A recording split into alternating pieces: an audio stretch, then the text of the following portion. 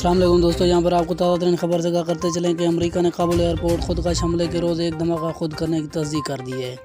دھماکہ امریکی خفیہ ادارے CIA کے زیر استعمال ایگل بیس پر موجود اہم اور خفیہ ساز و سامان کو تباہ کرنے کے لیے کیا گیا تھا تاکہ حساس معلومات اور آلات کو طالبان کے ہاتھ لگنے سے روکا جا سکے۔ امریکی حکام کابل ایئرپورٹ پر گزشتہ ہفتے ہونے والے دھماکوں سے متعلق اہم انکشافات ہوئے ہیں، جن میں بتایا گیا ہے کہ خودکش حملے کے روز ایک دھماکہ امریکہ نے خود کیا تھا۔ میڈیا رپورٹ کے مطابق افغانستان میں کابل ایئرپورٹ پر خودکش حملے کے روز 5 اور دھماکے بھی سنے گئے تھے، جن میں سے ایک کے بارے میں تصدیق ہوئی ہے کہ وہ خود امریکہ نے کیا تھا۔ عالمی خبر رساں ادارے کے مطابق کابل ایئرپورٹ پر 26 اگست کو 2 دھماکوں میں 13 افراد امریکی اہلکار سمیت 170 افراد ہلاک ہو گئے تھے۔